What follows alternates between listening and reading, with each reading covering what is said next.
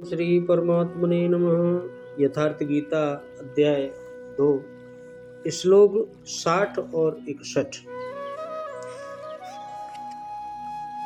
यततोऽहमपि कौन्तेय पुरुषस्य विपश्यत इन्द्रियाणि प्रमाथीनि हरिन्त प्रसंभवमन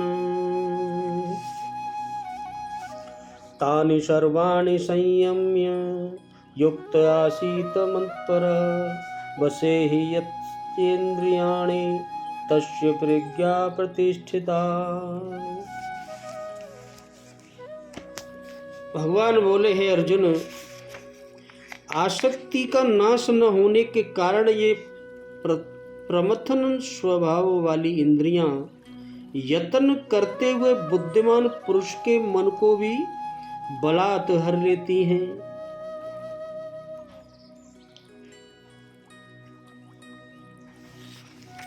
और इसलिए साधक को चाहिए कि वह उन संपूर्ण इंद्रियों को वश में करके समाहित चित्त हुआ मेरे परायण होकर ध्यान में बैठे, क्योंकि जिस पुरुष की इंद्रियां वश में होती हैं उसी की बुद्धि स्थिर हो जाती है।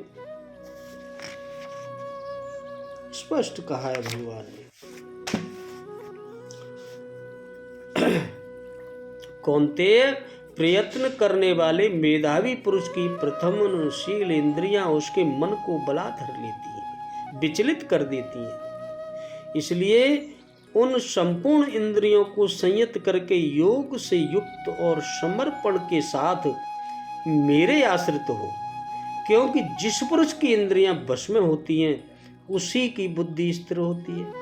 यहाँ योगेश्वर श्री कृष्ण साधन के निषेधात्मक अवयवों के साथ उसके विधेयात्मक पहलू पर जोर देते हैं। केवल संयम और निषेध से इंद्रियां वश में नहीं होती, समर्पण के साथ इष्ट चिंतन अनिवार्य है, तभी होती है। इष्ट चिंतन के अभाव में विषय चिंतन होगा। अगर इष्ट चिंतन नहीं करोगे तो विषय चिंतन होगा, जिसके कुपरिणाम श्री कृष्ण के ही शब्दों में आगे सुनने मिलेंगे। ही शब्द का क्या भाव है? यहाँ देहली दीपकन्या से इस श्लोक का पूर्व श्लोक तथा अगले श्लोक के साथ भी संबंध बतलाता है। पिछले श्लोक में यह बात कही गई कि विषयों का केवल स्वरूप से त्याग करने वाले पुरुष के विषय ही निवृत्त होते हैं, उनमें उसका राग निवृत्त नहीं होता। इस पर यह जिज्ञासा हो सकती है कि राग के निवृत्त न होने से क्या हानि है। इसके उत्तर में इस श्लोक में यह बात कही गई कि जब तक मनुष्य की विषयों में आसक्ति बनी रहती है तब तक उस आसक्ति के कारण उसकी इंद्रियां उसे बलात् विषयों में प्रवृत्त कर देती हैं, जबरदस्ती कर देती हैं इंद्रियां। अतएव उसकी मन सहित बुद्धि परमात्मा के स्वरूप में स्थिर नहीं हो पाती। चूंकि इंद्रियां इस प्रकार बलात् मनुष्य के मन को हर लेती हैं, इसलिए अगले श्लोक में भगवान कहते हैं कि इन सब इंद्रियों को वश में करके मनुष्य को समाहित चित्त एवं मेरे परायण होकर ध्यान में स्थिर होना चाहिए। इस प्रकार इस पद से पिछले और अगले दोनों श्लोकों के साथ इस श्लोक का संबंध बतलाया। इंद्राणी प्रमाथीनि, क्या क्या भाव है? ये भाव दिखलाया है, जब तक मनुष्य की इंद्रियां वश में नहीं हो जाती तब तक उसकी इंद्रियों के विषयों में आसक्ति रहती है। तब तक इंद्रियां मनुष्य के मन को बार बार विषय सुख का प्रलोभन देकर उसे स्थिर नहीं होने देती है और गिरा देती है, उसी में फंसा देती है, उसका मंथन ही करती रहती है। यततः और विपश्चित, इन दोनों विशेषणों से तो पुरुषस्य पद मनुष्य का वाचक अपि पद का क्या भाव है?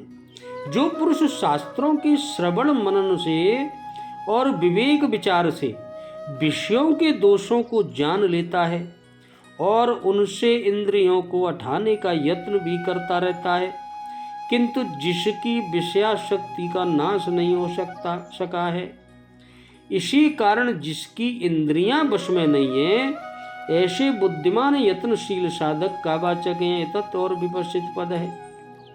इन दोनों विशेषणों सहित पुरुषस्य पद है।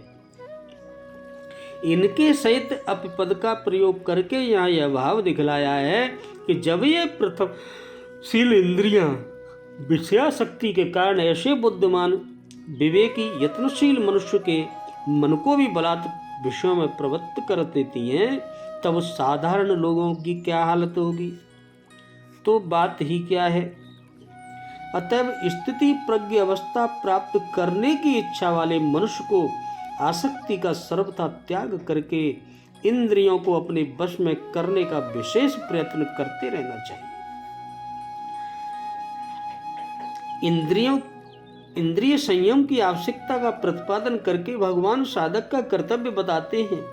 इंद्रिय संयम को स्थिति प्रज्ञ अवस्था आनी चाहिए। या इंद्रियों के साथ सर्वाणी विशेषण का क्या भाव है। समस्त इंद्रियों को वश में करने की आवश्यकता दिखलाने के लिए सर्वाणी विशेषण दिया गया है, क्योंकि वश में न की हुई इसे इंद्रिय भी मनुष्य के मन बुद्धि को विचलित करके साधन में विघ्न उपस्थित कर देती है। परमात्मा की प्राप्ति चाहने वाले पुरुषों को संपूर्ण इंद्रियों को ही भली भांति वश में कर लेना चाहिए। समाहित चित्त और भगवत परायण होकर ध्यान में बैठने के लिए कहने का क्या भाव है, इससे क्या दिखलाया। इंद्रियों का संयम हो जाने पर भी यदि मन वश में नहीं होता तो मन के द्वारा विषय चिंतन होकर साधक का पतन हो जाता है और मन बुद्धि के लिए परमात्मा का आधार न रहने से वे स्थिर नहीं रह सकते। इस कारण समाहित चित्त और भगवत परायण होकर परमात्मा के ध्यान में बैठने के लिए कहा गया है। छठे अध्याय के ध्यान योग के प्रसंग में भी यही बात कही गई है। इस प्रकार मन और इंद्रियों को वश में करके परमात्मा के ध्यान में लगे हुए मनुष्य की बुद्धि स्थिर हो जाती है और उसको शीघ्र ही परमात्मा की प्राप्ति हो जाती है। जिसकी इंद्रियां वश में होती हैं उसकी बुद्धि स्थिर हो जाती है। इसका क्या भाव है। पूर्वार्ध में इंद्रियों को वश में करके संयत चित्त और भगवत परायण होकर ध्यान में बैठने के लिए कहा गया।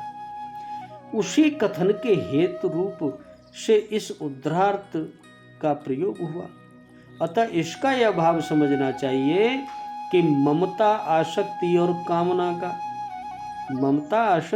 कामना का सर्वथा त्याग करके मन और इंद्रियों को संयमित कर बुद्धि को परमात्मा के स्वरूप में स्थिर करना चाहिए, क्योंकि जिसके मन सहित इंद्रियां वश में की हुई होती हैं उसी साधक की बुद्धि स्थिर होती है। जिसके मन सहित इंद्रियां वश में नहीं है उसकी बुद्धि स्थिर नहीं रह सकती। अतः मन और इंद्रिय वश में करने का साधक के लिए परम आवश्यक है। बोलो राधे कृष्णा। मन सहित इंद्रियों को वश में करने से और भगवत परायण न होने से आगे इसकी हानि बताएंगे भगवान। बोलो राधे राधे।